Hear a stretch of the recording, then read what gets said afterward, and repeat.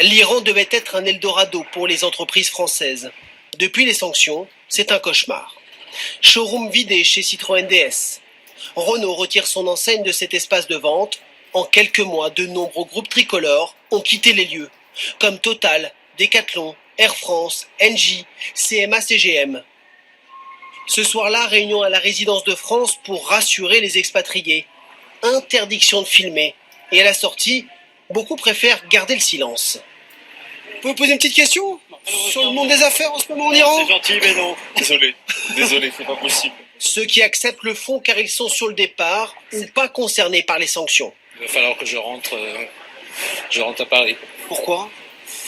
À cause des sanctions, à cause de la peur que nous avons des Américains. La pression que met Donald Trump, oui. On ne sait pas très bien ce qu'il veut faire. En tout cas, il a l'air très, très, très décidé. Il y a quand même la problématique des flux bancaires qui font que les gens ont quand même peut-être un peu peur, panique, je ne sais pas, mais peur de ne pas pouvoir récupérer leur argent. Justement, à 5000 km de là, ce spécialiste du complément alimentaire pour animaux réalisait 1 million d'euros de commandes en Iran. Mais depuis quelques mois, plus rien. Pourtant, cette activité n'est pas concernée par les sanctions. Mais leur banque applique le principe de précaution. Alors la frilosité, elle n'est pas du tout de nos partenaires iraniens, elle est des intermédiaires et des intermédiaires bancaires. Voilà, tout simplement. C'est-à-dire que lorsque notre partenaire iranien veut nous payer, il ne peut pas. Les banques françaises refusent les capitaux. À Téhéran, c'est dans ce bureau que de nombreuses sociétés françaises négocient leur départ.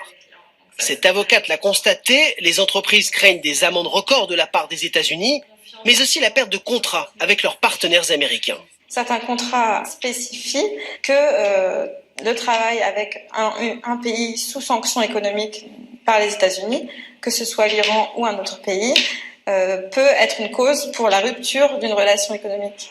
Et ce départ des Français a une répercussion directe sur l'économie iranienne. Non seulement les entreprises apportaient des capitaux à l'Iran, mais en plus elles employaient des salariés locaux. Dans ce cabinet de placement, les CV affluent, des candidats iraniens qui viennent d'être licenciés.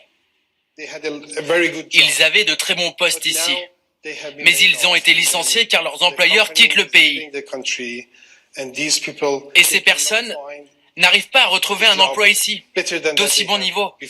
Une mission de parlementaires français vient de quitter l'Iran pour prouver à Téhéran que la France tente de trouver une solution pour contourner les sanctions. Nous avons annoncé il y a quelques semaines la création d'un nouveau mécanisme de compensation qui pourrait permettre d'importer et d'exporter dans un système de troc, quelque part, le SPV. Il y a eu cet après-midi même une réunion technique à Bruxelles et nous espérons que ça va donner des effets concrets.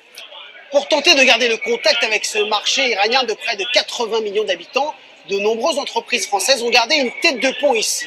Un partenaire iranien qui leur permettra de revenir rapidement si la situation économique le permet, tout en sachant que depuis qu'ils sont partis, déjà des Chinois, des Coréens ou encore des Russes tentent de s'implanter à leur place.